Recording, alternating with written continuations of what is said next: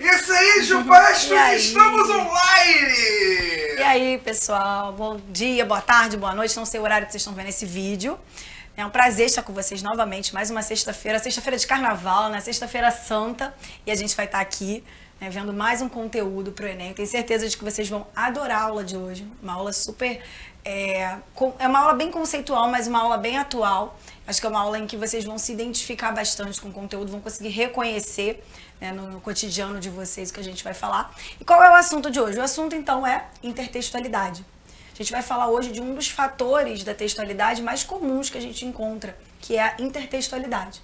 Antes da gente falar, né, conceituar, explicar de que forma isso cai no Enem, eu quero trazer algumas referências para vocês, para contextualizar a aula, para vocês entenderem melhor sobre o que a gente vai falar. Show? Então vamos lá. Mas, para. Antes, pedir, galera, se inscreva no canal. Verdade. Siga a gente nas redes sociais. Verdade. Deixa o like, acompanha a gente, que é aula 100%, quase todo dia ao vivo, tirando os feriados. Verdade. Tudo a partir de 6h15 da noite. Eu não falei, Pedro, porque pra mim todo mundo já estava inscrito. Né? Quem não se inscreveu ainda, por favor, né, gente? Pra mim já estava todo mundo inscrito. Até porque as nossas aulas de português, elas se comunicam, elas dialogam, elas intertextualizam, que é o que a gente vai falar hoje. Então, por favor, não deixem de ativar as notificações também, tá bom? Então, olha só, pra começar, vou mostrar aqui pra vocês duas personalidades que eu acredito que vocês conheçam, talvez por foto não, mas já ouviram falar em algum momento, que é Pablo Picasso, que tá aqui ao meu lado, e Michelangelo.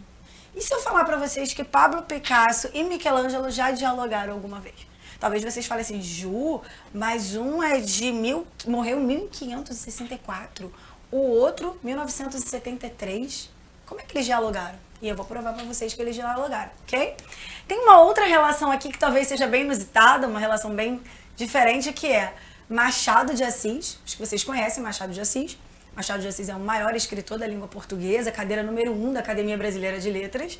E aqui ao lado, William Shakespeare, né? Um dos maiores escritores ingleses, né? Um dos maiores dramaturgos aí da literatura inglesa. Também dialogaram. E vou mostrar pra vocês, vou provar, hein? Tem uma outra relação aqui legal, que essa relação talvez vocês fiquem, oi, como assim? Como é que essas pessoas dialogaram? Uma nasceu em 1967, graças a Deus está viva, que é uma das maiores cantoras da MPB, que é a Marisa Monte, e essa de Queiroz, que para mim um dos melhores escritores portugueses do período realista, né, um grande escritor que teve obras aí super consagradas. Além disso, tem aqui a cantora Pitty, acho que vocês conhecem a cantora Pitty, né? A cantora Pitty aí, ela é do cenário rock, é uma baiana super conhecida que também tá até hoje com a gente, de 1977, e o Aldous Huxley, né? Que é um grande escritor, também inglês, e um dos maiores livros aí, né? Que é o Admirável Mundo Novo e outros mais. Então, assim, a gente viu aí várias personalidades e talvez vocês pensem assim, Ju, tá, mas o que é isso? Pitty com Aldous Huxley, como assim? Né? Marisa Monte com essa de Queiroz. Sim, galera, essas pessoas, por mais estranho que pareça pra vocês, essas pessoas, elas dialogaram em algum momento nas suas vidas artísticas, nas suas produções. Vou mostrar pra vocês de que forma essas pessoas dialogaram, de que forma um referenciou-se ao outro. Show? Vamos ver aí juntos. Primeiro, a gente tem aí, lembra do Michelangelo que eu mostrei pra vocês? O Michelangelo, ele produziu em 1499 uma obra incrível. Pra mim, Pedro, uma das obras mais bonitas que eu já pude ver na minha vida, tive o prazer de ver, que é Pietà, de Michelangelo. Essa obra, ela foi feita numa mármore, né, como vocês podem ver aí. Então ali a gente vê Maria segurando Jesus, né, Maria segurando Jesus. E olha que incrível alguém conseguir fazer isso em uma pedra mármore. Dificuldade, né? A gente está falando aí de mais de 500 anos atrás. Então, assim, Michelangelo, ele foi um gênio desse período. Completa, né? Completa. Pra mim, foi uma das obras de arte, né, escultura mais bonitas que eu já vi na minha vida. Assim, os detalhes, né? A gente pode ver ali o detalhe do tecido, do vestido ali, né, da Maria, do pano que Jesus está, os braços, se vocês virem depois, né, vocês podem olhar pela internet, vocês vão ver que o braço tem ali as veias. Enfim, é uma obra incrível. Então, Michelangelo, ele, né, genial, criou essa escultura em 1499. E aí, o Picasso, que eu mostrei para vocês, ele, inspirado nessa obra Pietà, ele pinta esse quadro aqui, que vocês estão vendo, Esse quadro é bastante conhecido, Guernica. É um quadro que está exposto na Espanha, tá? Picasso era espanhol, Picasso foi um pintor do período, a gente pode dizer ali do pré-modernismo, né? Ele era um pintor cubista, digamos assim, e ele pinta esse quadro Guernica aqui. E eu vou mostrar para vocês que esse quadro Guernica, ele fala com a obra de Michelangelo, em 1499. Dá só uma olhada nesse detalhe aqui, vocês estão vendo? Esse detalhe do quadro, ele mostra uma mulher segurando seu filho. Para quem não sabe, Guernica, esse quadro, ele retrata ali, né? O Picasso pintou os horrores da Guerra Civil Espanhola. Então aqui, nesse detalhe que vocês estão vendo, a gente vê uma mãe segurando o filho, mais ou menos da mesma forma que Michelangelo reproduziu Maria, lá em 1499. Então vocês veem que Picasso se inspirou, né, dialogou, o diálogo entre eles não foi oral, tá, pessoal? Foi um diálogo de referências. Então, Picasso dialoga com Michelangelo numa obra de 1499. Rola essa inspiração. Então, parece algo super inusitado, super diferente, né? Algo que a gente não espera, mas sim, Picasso inspirou-se em Michelangelo. A outra relação que eu mostrei pra vocês foi de Shakespeare. Lembram? Falei de Shakespeare e Machado de Assis. Talvez alguns alunos já saibam, né? Vocês que estudam para vestibular, talvez vocês já estejam cientes, mas Shakespeare e Machado de Assis têm uma relação muito grande, tá? E na obra Hamlet, né, uma obra a gente assiste, né? Eu acredito que alguns alunos já tenham assistido a Hamlet no teatro. Hamlet tem um momento em que ele se dirige a Horácio e pronuncia essa frase: há mais coisas entre o céu e a terra do que supõe sua vã filosofia. Querendo dizer para Horácio que a gente tem os nossos conceitos, a gente tem as nossas doutrinas, as nossas crenças, mas que há mais coisas entre o céu e a terra que a gente não sabe. Então é um momento assim super interessante da peça, né, esse diálogo dele com Horácio. E aí, isso, né, há bastante tempo, a gente está falando aí de séculos atrás. Aí, Machado de Assis, no conto A Cartomante, que é o meu conto favorito, tá? Não deixem de ler, pessoal, é um conto incrível, com todas as características machadianas ali naquele conto. No conto A Cartomante, Machado de Assis começa citando Hamlet, né? Hamlet observa a Horácio que há mais coisas no céu e na terra do que sonha a nossa filosofia. Então você vê que Machado de Assis pega um trecho do teatro de Hamlet e coloca no seu conto. Ele ali cita, né? Ele não tá ali implícito, ele cita. Hamlet observa a Horácio, ele ainda cita, né, que Hamlet se dirige a Horácio e diz o que foi falado, que há mais coisas no céu e a terra do que sonha a vã filosofia. Então você que já leu esse conto de Machado, saiba que essa parte tá dentro da peça de Hamlet. Então a gente vê que Machado também se inspira em Shakespeare para produzir sua obra. Machado de Assis busca essa referência em Shakespeare. E, gente, olha, não é só esse conto, tá? Machado de Assis é cheio de referências a Shakespeare. Show? E mais uma. Vamos lá. A gente falou da Pitt, não foi isso? Não. Agora a gente falou do Eça de Queiroz. Eça de Queiroz, ele escreveu um livro incrível, tá? Chamado Primo Basílio. Há uma personagem lá chamada Juliana, né? Que inspirou meu nome, por isso que eu trouxe para vocês essa referência. Esse livro, Primo Basílio, de Eça de Queiroz, tem uma história incrível, aborda ali também várias características do realismo, assim como Machado. E tem esse trecho que eu vou ler para vocês rapidamente e já vou explicar o que isso tem a ver com a Marisa Monte. Vamos lá? Tinha suspirado, tinha beijado o papel devotamente. Era a primeira vez que ele escreviam aquelas sentimentalidades e o seu orgulho dilatava-se ao calor amoroso que saía delas, como um corpo ressequido que se estira num banho trépido. Sentia um acréscimo de estima por si mesma e parecia-lhe que entrava, enfim, numa existência superiormente interessante, onde cada hora tinha o seu encanto diferente, cada passo conduzia a um êxtase e a alma se cobria de um luxo radioso de sensações. Então, olha que interessante. O realismo, né, o movimento qual Eça de Queiroz fazia parte, era um movimento que havia muita descrição. Os autores gostavam de descrever sensações, de descrever como os personagens se comportavam. E ali, nesse trecho, a gente vê uma mulher lendo uma carta que ela recebeu de alguém que ela gostava. Então, olha a riqueza de detalhes, né, de Eça de Queiroz. ela suspira, ela beijou o papel de tanta felicidade e ali ele vai descrevendo as sensações que ela sentia ao ler a carta do amado. Esse trecho, talvez vocês pensem assim, caramba, esse trecho não me é estranho. Eu nunca li o Primo Basílio, mas eu já ouvi esse trecho em algum lugar. Sim, você ouviu na canção Amor, I Love You, da banda, da Marisa Monte, né, na verdade, que foi escrita pela Marisa Monte e pelo Carlinhos Brau. E esse trecho, ele é citado na canção Amor, I Love You, pelo Arnaldo Antunes. A voz que você ouve na música é do Arnaldo Antunes. Então a Marisa Monte, ela escreve a canção, porém ela insere essa citação na canção. Ela para a canção, o Arnaldo Antunes recita esse trecho de Essa de Queiroz, de Primo Basílio, e depois ela continua com a canção, tá? É bem interessante. E aí vocês veem que coisa, né, diferente. Marisa Monte, atual, uma cantora que está fazendo show, ela pega algo de Essa de Queiroz e coloca na sua canção, né? Dialoga, cria ali uma referência. Por último, uma que poucas pessoas sabem é de Aldous Huxley, né? Que é um livro de 1932, um livro que eu amo, para mim uma das melhores distopias. Sei que vocês gostam muito de George Orwell, mas ó, leiam também Aldous Huxley, porque ele foi professor do George Orwell, né, galera? Ele foi professor, ele inspirou George Orwell. Então esse livro aqui, Admirável Mundo Novo, é um livro super interessante, com diversas referências para o mundo atual que a gente vive. Esse livro do Aldous Huxley, Admirável Mundo Novo, ele inspirou também uma pessoa que vocês conhecem bastante, que é a cantora Pitty.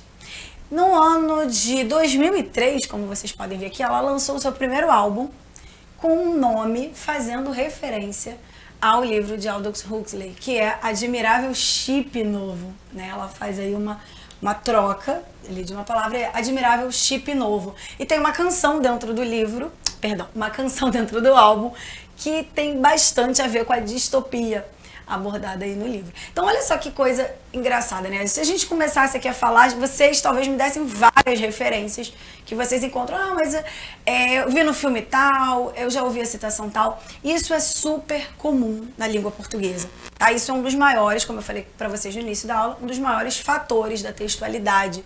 Textos dialogarem, obras dialogarem, autores inspirarem outras obras para produzir as suas. Então, a nossa aula de hoje vai falar sobre isso, tá? Sobre a intertextualidade. O Enem, pessoal, ele gosta de cobrar isso. Ele quer que você entenda o porquê daquela referência, por que foi escolhido, qual é a referência, o que o autor quer dizer, por que ele escolheu aquela obra. Show? Então a gente vai começar agora conceituando intertextualidade para depois a gente falar algumas delas, como elas ocorrem nos textos. Show? Vamos lá então. Intertextualidade é um fator textual que indica a relação entre vários textos. Acho que agora isso não é mais difícil para vocês, né? Vocês viram ali as relações. Ela ocorre quando um autor usa referência de outras produções textuais. Isso pode ocorrer de uma forma explícita, né, declarada, como Machado de Assis fez, declarou, né, o Hamlet, ou pode ser implícita, como, por exemplo, a Pitty fez. Para você saber que ela está dialogando com uma obra antiga, você precisa ter um conhecimento de mundo, né? Poucas pessoas, às vezes, têm esse conhecimento, porque é uma obra mais antiga ou de outro país. Então, a implícita ela é um pouco mais difícil de se interpretar. Show? Além do mais, esse fator de textualidade, a intertextualidade, é cada vez mais comum em textos, em músicas, vídeos, em todas as outras formas de expressão textual. Por exemplo, aqui para vocês, ó, tá aparecendo uma charge, né? A gente pode dizer que é uma charge, e ela tem ali por trás uma crítica social. E essa obra aqui que vocês estão vendo, essa charge, ela faz uma referência a uma grande obra de uma brasileira. Acho que não é difícil para vocês, é o Abaporu, faz aqui, dialoga com o Abaporu, intertextualiza com o Abaporu, a obra de Tarsila do Amaral, né, uma das maiores pintoras aí do modernismo. Tudo bem, pessoal? Então, intertextualidade explícita. Hoje eu não estou, né, conversando muito com vocês, porque a gente está aí nesse feriado, eu sei que vocês estão curtindo essa aula, que é uma aula gravada, mas não deixem de deixar os comentários, né? Não, coloquem os comentários de vocês no vídeo, que a gente responde assim que possível. Show? Intertextualidade explícita. Vamos falar então das explícitas. Quando o autor declara, deixa claro que obra ele está dialogando e que ele está dialogando com uma outra obra, tá? Vamos ver aí o conceito disso. A modalidade explícita é aquela produção em que fica claro para o leitor a referência que o autor está utilizando em seu texto, tá? Dei o exemplo para vocês, Machado, cita ali Hamlet. As citações, que em geral são marcadas pelas aspas, servem como o exemplo mais comum. Vocês, por exemplo, quando estão produzindo a redação do Enem e vocês querem usar a fala, um argumento de autoridade, uma citação, o que vocês fazem? Vocês usam dentro do seu texto, porque aquilo confere, né, uma veracidade maior, dá para o leitor um embasamento, né, mostra que você sabe sobre o que você está falando. E o que você faz? Coloca entre aspas, para destacar que aquilo ali é uma citação. Então é o exemplo mais comum que a gente tem de intertextualidade. Sendo assim, estabelece uma relação direta e nítida com o texto-fonte. A pessoa pode até não conhecer aquela referência. Poxa, não sei quem é essa pessoa, não conheço Hamlet, não conheço Shakespeare. Mas você sabe que aquilo ali está sendo referido àquela pessoa, àquela obra. Tudo bem? Tem aqui um exemplo para vocês, uma redação, tá, do Enem 2015. Eu não vou ler a redação toda, mas eu queria que vocês dessem uma olhada aqui nesse trecho que está em negrito. Né? A gente tem aqui uma referência, uma citação que foi utilizada. Então, contrariando a célebre frase, então a gente vê que colocou-se a frase escolhida, a citação escolhida entre aspas. Vocês fazem muito isso em redação, tá? A gente faz muito isso na vida.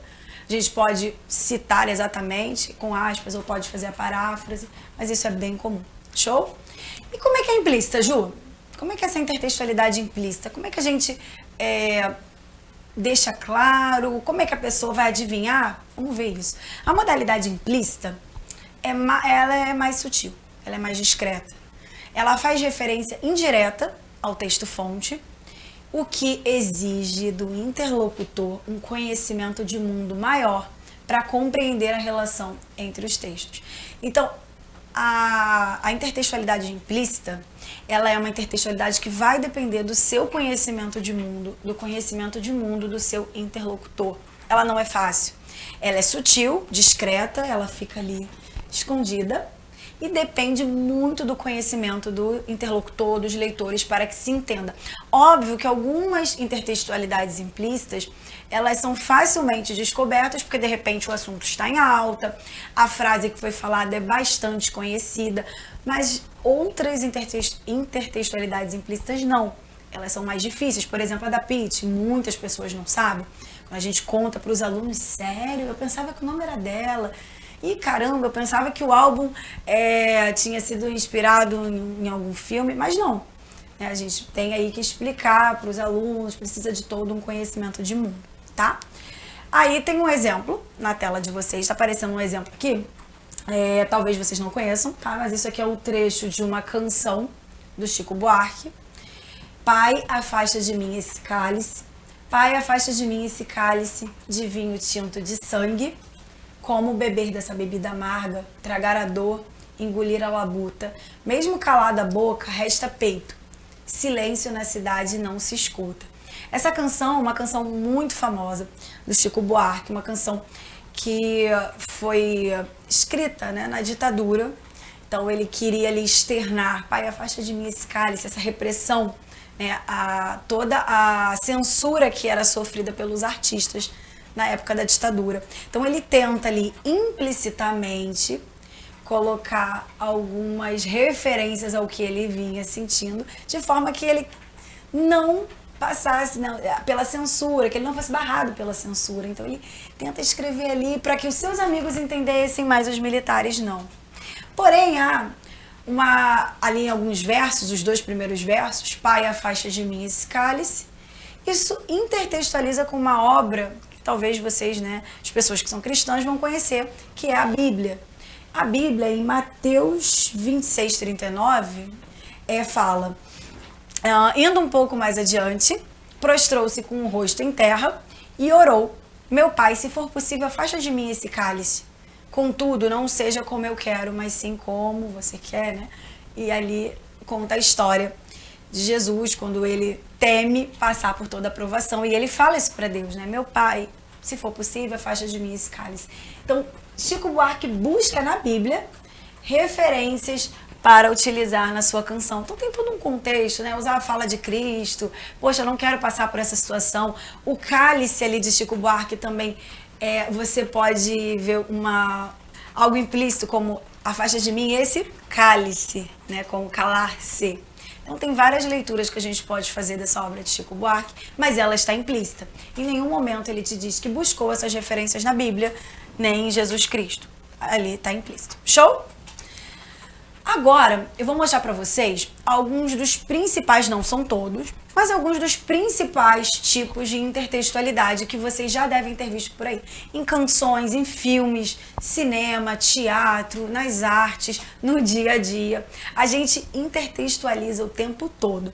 Então agora nós vamos ler juntos, tá? Rapidamente, alguns dos principais tipos de intertextualidade para vocês reconhecerem. O primeiro é a citação. Acho que a citação é uma das mais comuns que a gente tem. Citação envolve a transcrição exata do texto acompanhada da identificação da fonte. De maneira geral, esse tipo de intertextualidade é marcada por aspas e introduzida por 2 pontos. Eu trouxe um exemplo para vocês da redação do Enem, de 2015. É muito comum os alunos fazerem citação. Então, a citação ela é colocada de uma forma explícita e entre aspas, seguida aí, de repente, dos 2 pontos. Show?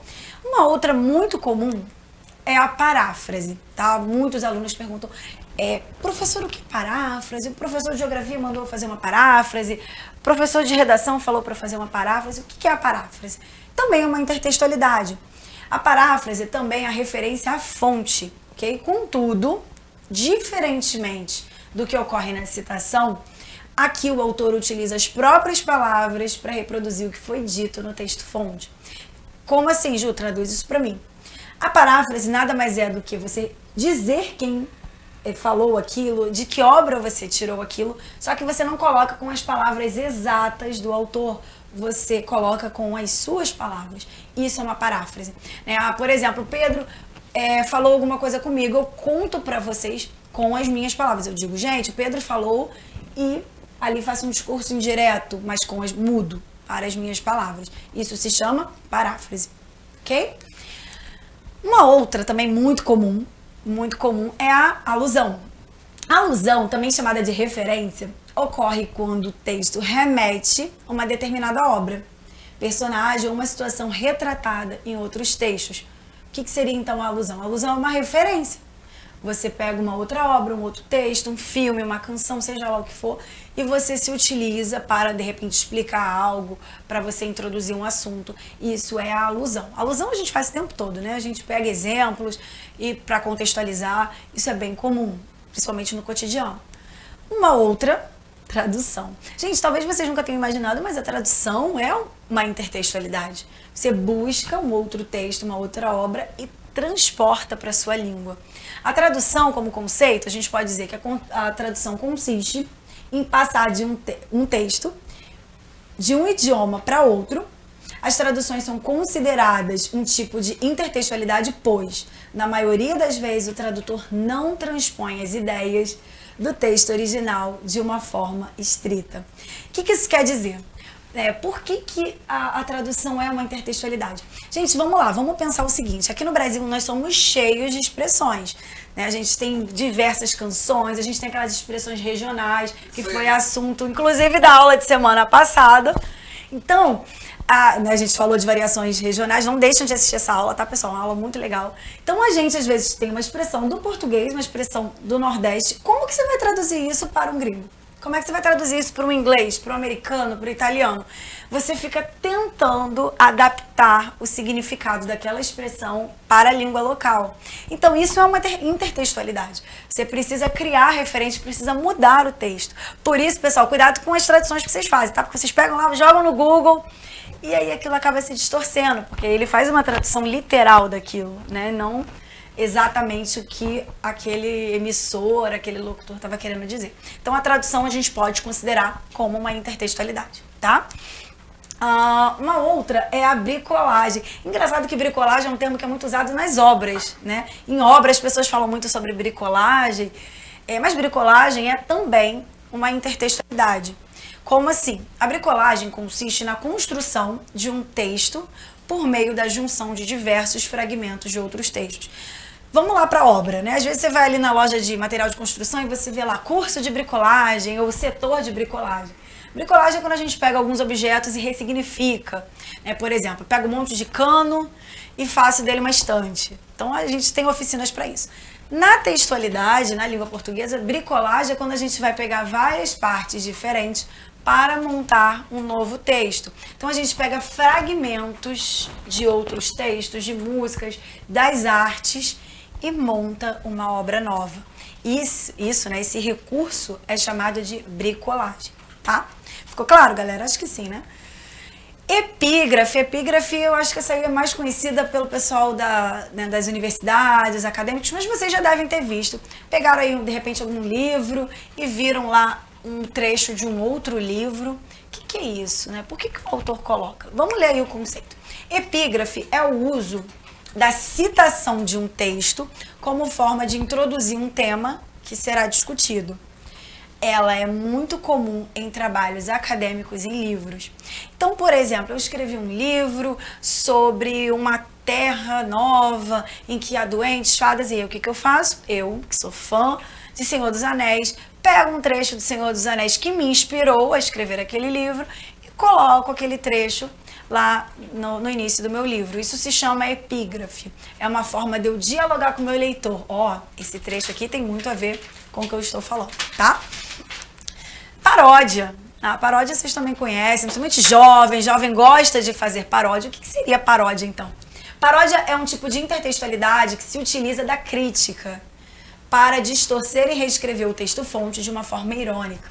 Então você pega uma obra que já existe, você modifica essa obra para criar uma ironia, um deboche, uma crítica a algum outro assunto, tá? Não precisa ser necessariamente, pessoal, a própria música ou o autor daquela música, daquele texto. Às vezes você pega o ritmo daquela canção, cria ali uma nova letra para fazer uma crítica, ou de repente até mesmo para homenagear alguém, tá? Mas a paródia nasce com esse cunho, né, de ironia, de crítica. Além da paródia, a gente tem o pastiche também. Pastiche não é tão conhecido esse nome, mas é super fácil, vocês vão reconhecer. Pastiche envolve o uso de estilos de outros autores em uma mesma obra. Então a gente pega aí, por exemplo, um autor que tenha um estilo e aplica numa obra. Vou dar um exemplo para vocês, só terminar de ler o conceito. Diferentemente do que ocorre na paródia, aqui não há o objetivo de satirizar o texto original, então não é uma crítica. Por exemplo, vamos supor que eu pegasse a Mona Lisa e fizesse a Mona Lisa com as características do Romero Brito, né? Cheio de cores, de desenhos. Então isso pode ser um exemplo de pastiche. Eu pego as características, a forma de Romero Brito de produzir e coloco na Mona Lisa. Então eu tenho um diálogo aí de dois artistas diferentes, Romero Brito e Leonardo da Vinci, né? Crossover, acredito que jovem conhece crossover, eu tenho certeza que vocês conhecem. Teve um filme agora super atual, né, que teve um crossover aí que o cinema foi o delírio. Então vamos ver o conceito para vocês reconhecerem. Olha só, crossover é um tipo de intertextualidade comum no universo cinematográfico, do cinema. Ele acontece quando um personagem de uma trama aparece na outra. Isso acontece muito, né, Pedro, nos filmes da Marvel. A Marvel faz muito isso. Crossover é característica aí forte na Marvel, um fator textual fortíssimo, né? Eles dialogam. A gente vê o Doutor Estranho aparecendo num filme do Homem-Aranha, a gente vê o próprio Homem-Aranha aparecendo no filme do Homem-Aranha. A gente vê diversos personagens, tem que estar atento ali aos detalhes. Então, isso também é um recurso muito comum no cinema, ok? Não só na Marvel, mas diversos outros filmes, a gente vê essa referência. Por último, pessoal, o hipertexto, tá? Que é um conceito que tem sido bastante divulgado. Muitos alunos, muitas pessoas, inclusive, que não são meus alunos, perguntam o que é o hipertexto.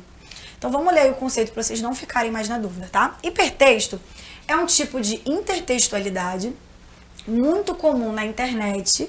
Então, é um gênero novo, tá? É um fator aí textual novo. Ele envolve uma forma de escrita não linear e não hierarquizada, que permite que o leitor tenha liberdade de escolher vários caminhos. Então você vai mudando a história, você vai criando a não linear, as coisas vão acontecendo, podem ir, podem voltar.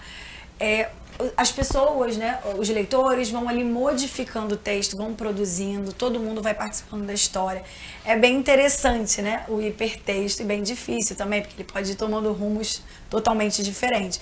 O que o autor pensou lá no início vai sendo modificado, igual a vida, né? A vida não é assim também. Dizem que o hipertexto é uma releitura da vida, né? A gente imagina uma coisa pro fim do dia e às vezes acontecem coisas totalmente diferentes. Então parece que tem alguém brincando de hipertexto na nossa vida, às vezes, né?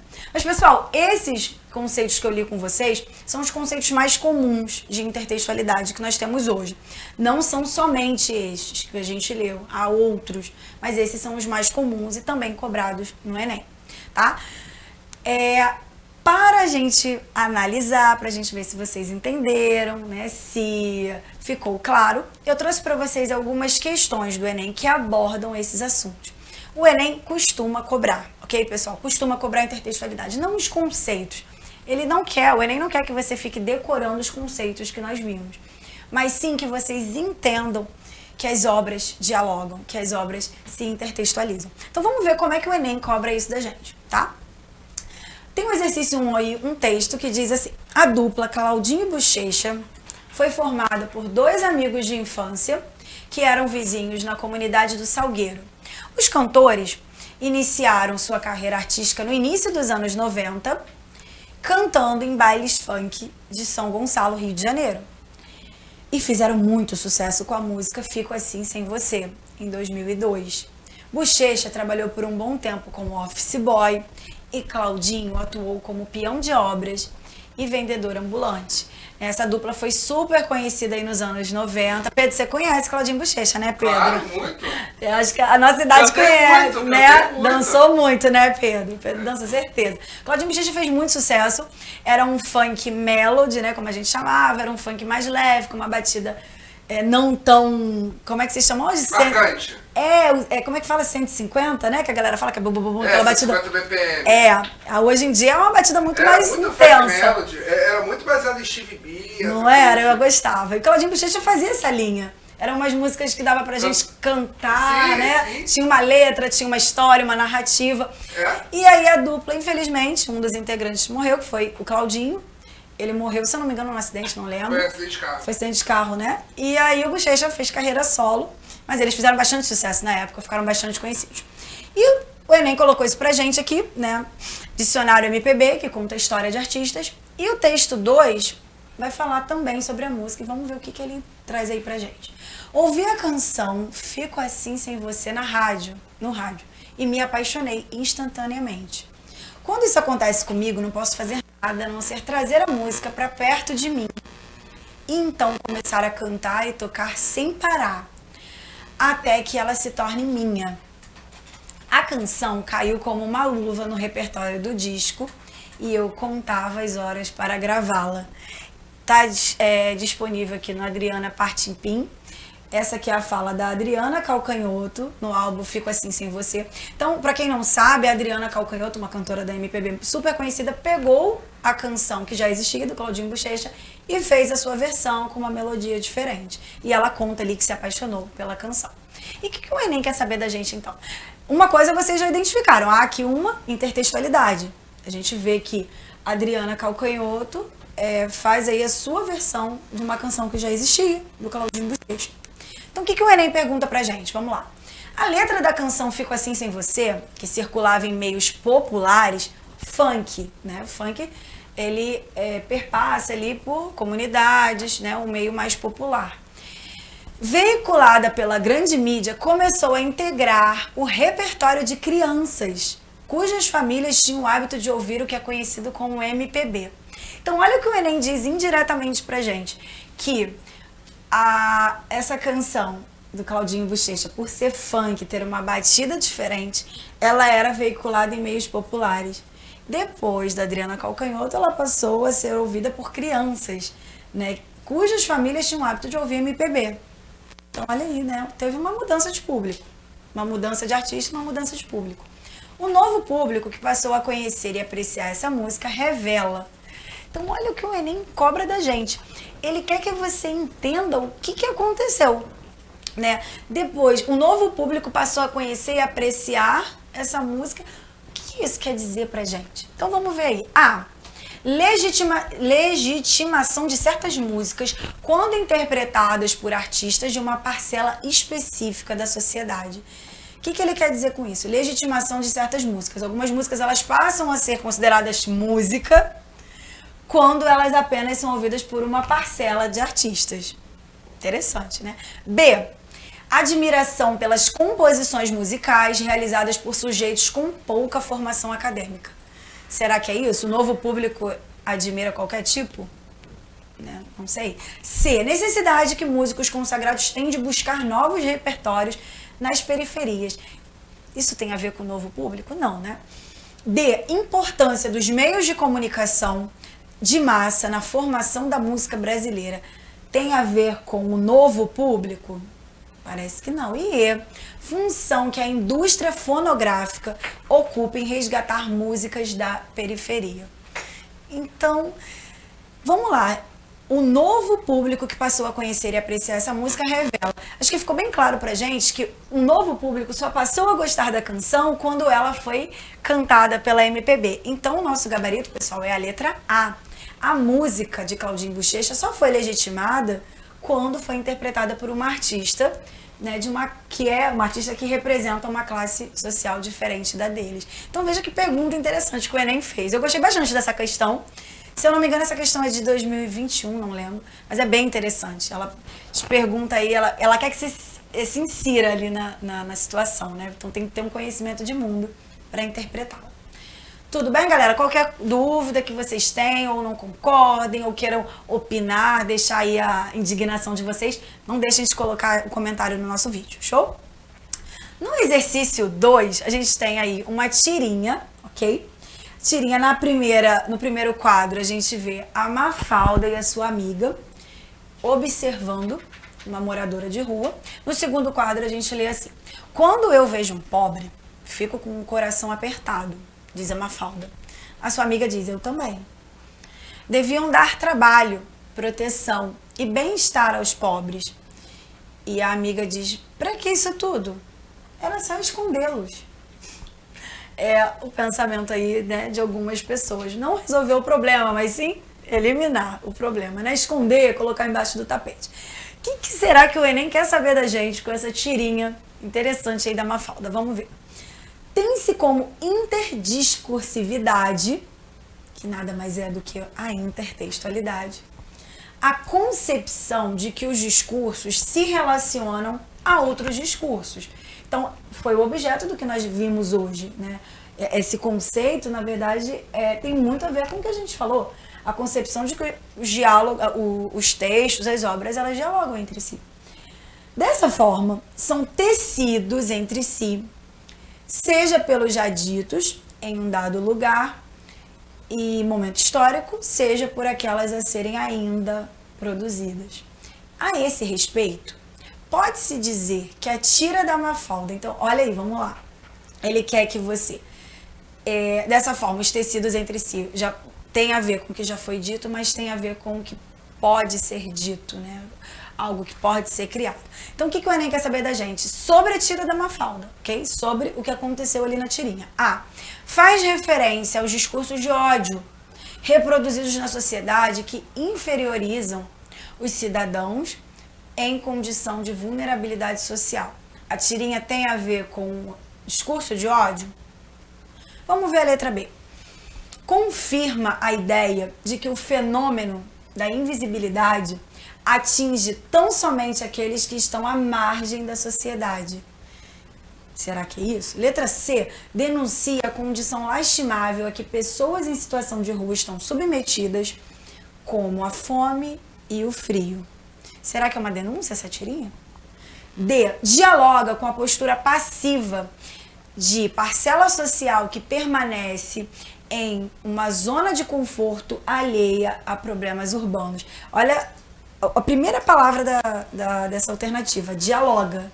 Okay? Dialoga, faz referência à postura passiva de uma parcela social.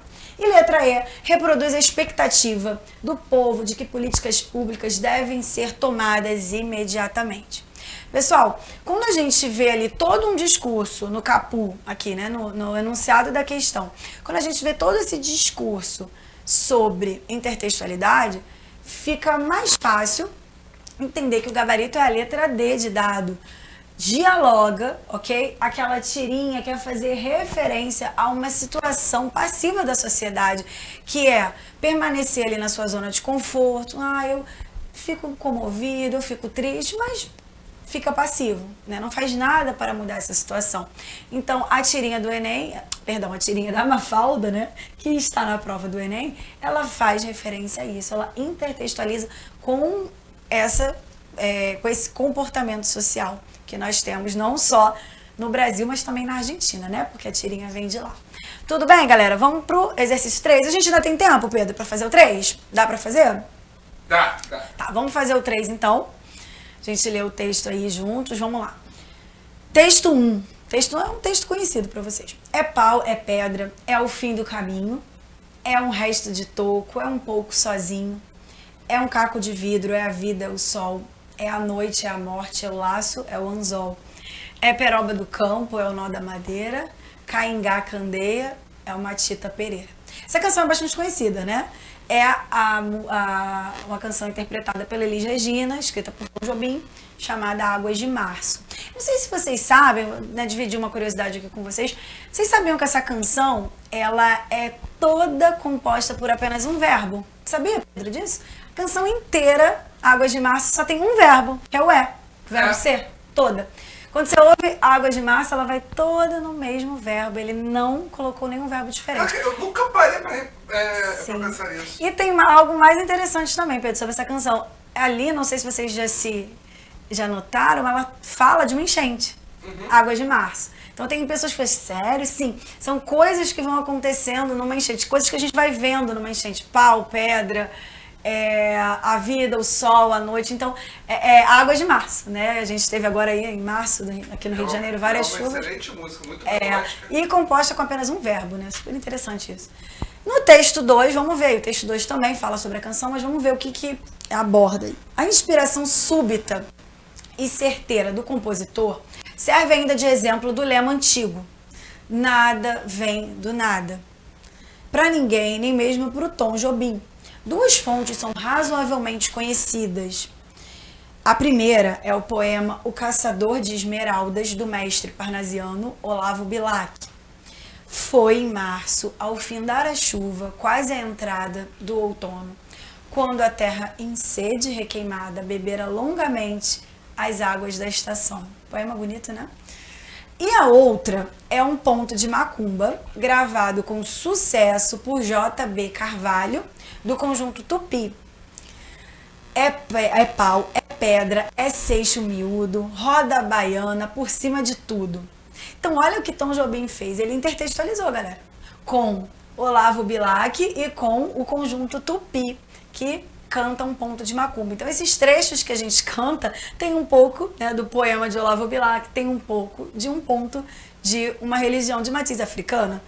Então ele diz assim: combinar Olavo Bilac e macumba já seria bom, mas o que se vê em Águas de Março vai muito além.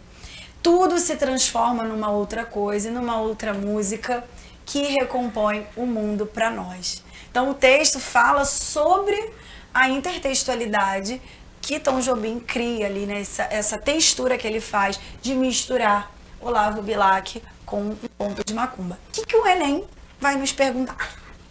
Ao situar a composição no panorama cultural brasileiro, o texto 2 destaca. Então, ao situar a composição, quando ele fala ali, explica a composição, né, em relação ao panorama brasileiro, o que ele quer dizer. Isso o texto 2, tá? O que o texto 2 quer dizer? Diálogo destaca. O diálogo que a letra da canção estabelece com diferentes tradições da cultura nacional. Falei essa palavra o tempo todo, né? Diálogo, diálogo, diálogo.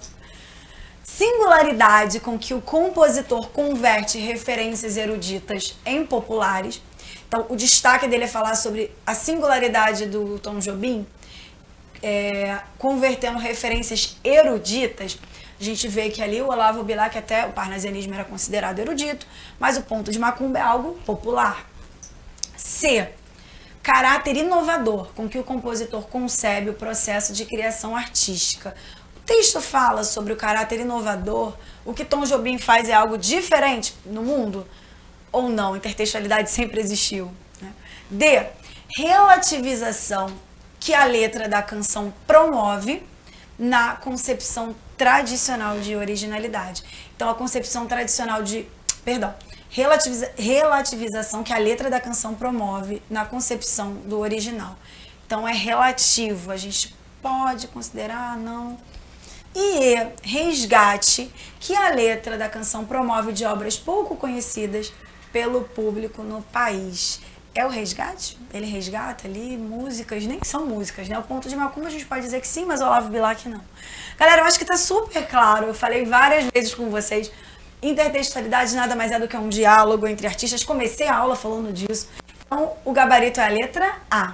Diálogo que a letra da canção estabelece com diferentes elementos da nossa tradição cultural. Show? E dá pra fazer o 4, Pedro? Pra gente encerrar com chave de ouro? Não dá. Não dá. Poxa, eu tô empolgadíssima, tô lendo, é um assunto que eu adoro. Então vamos fazer o seguinte, vou deixar esse exercício com vocês. Tem o exercício 4 e 5, eu gostaria que vocês fizessem, né, tentassem ali responder antes de olhar o gabarito. E depois vocês comentam lá pra gente no canal, ok? Deixem lá o comentário de vocês no YouTube dizendo. Sim, então, se vocês pode, como é vídeo postado, pode colocar o comentário que depois eu quero embaixo saber. responde de prontidão. Isso. Quero que vocês leiam o texto, quero que vocês façam ali as considerações de vocês sobre os textos, sobre a intertextualidade. Depois vocês me contem, tá? Como é que foi ali a resolução da questão de vocês. Então, bom feriado pra vocês, descansem, comam bastante chocolate e semana que vem a gente tá junto novamente ao vivo, tá bom? Beijão, galera. Tchau.